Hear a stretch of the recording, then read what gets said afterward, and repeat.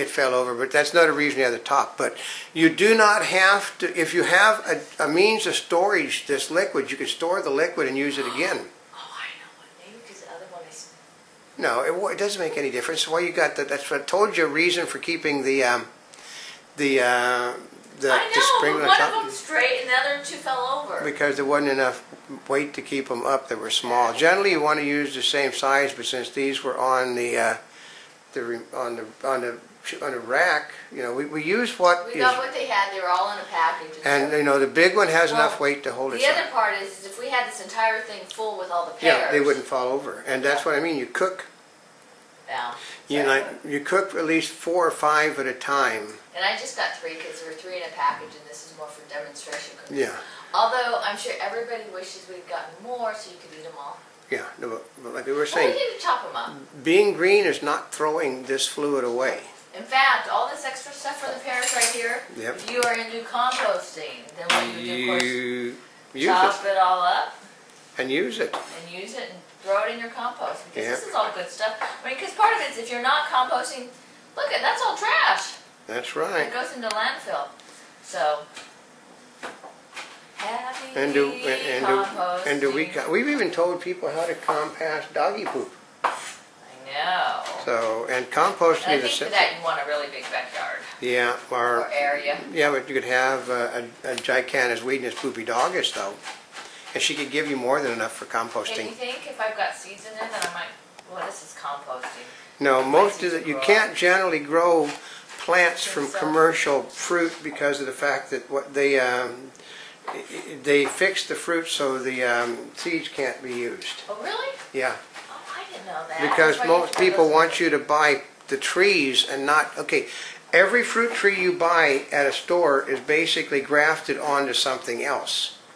Oh, that's why I have a tree that's 4 apples. That's right, because they've grafted them. That's actually kind of cool. So now what we're going to do is put a lid on that one and just let it boil away. Because it is starting to boil.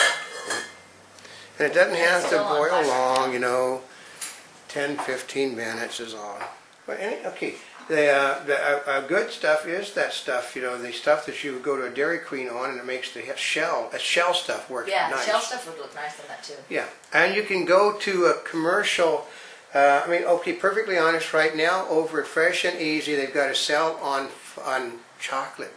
You can take their real expensive chocolate and take a piece of their expensive chocolate and heat it up and then just pour it all over the top. Yeah, and not only Fresh and Easy, but Trader Joe's, you know, they have those huge bars like that. But that works just as well. And it can be dark chocolate, it can be light chocolate, it can be milk chocolate. And if you want to give it an extra little twist, if you like coffee, take some fresh ground beans, grind it up in the blender, you know, the coffee grinder, and then just sprinkle just a little bit on the top. It just gives it a little twist. And another twist to this also is that we would make special, we would do this in my homes also for the adult members of the family. We would put liqueur? We would sprinkle, basically we would cook the pears in brandy.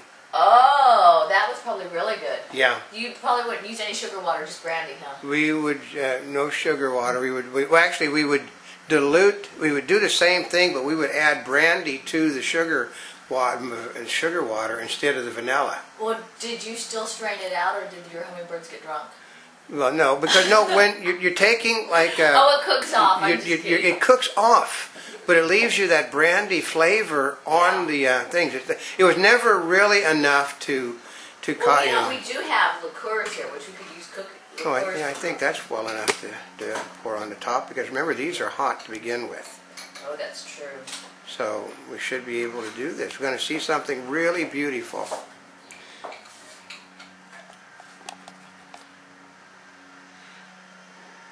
Basically, this is it.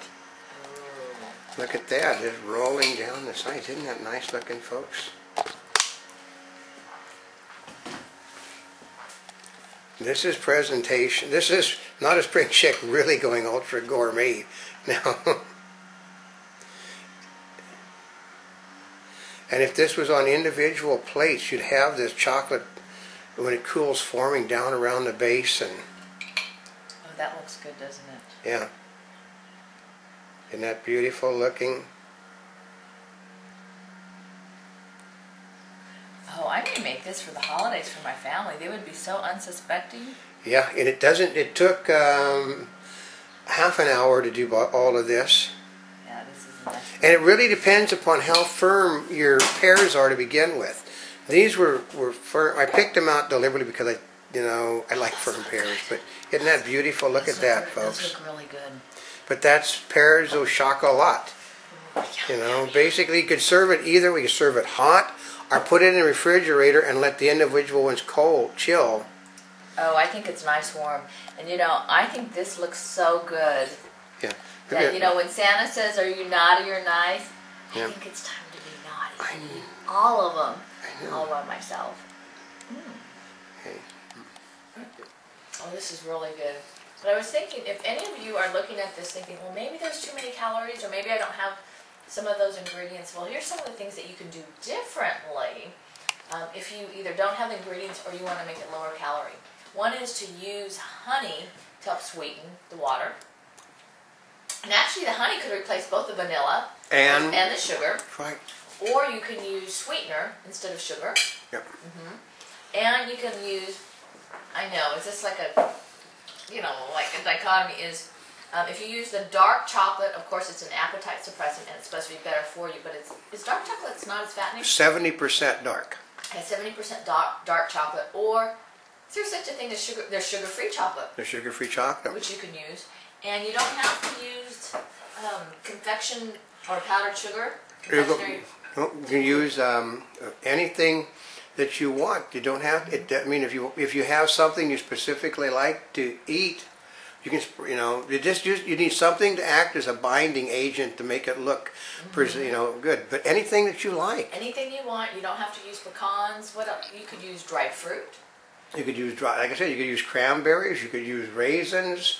You could use cran raisins. You could use anything in this world is in the center. But this is something that you can make your own. It's easy to do. It can be low cal. It can be lots of calories, and it can be very green. So what you do with it depends on you. That's right. Your taste buds, your budget, and what you happen to have at the moment. As you can see, it's been very popular around here.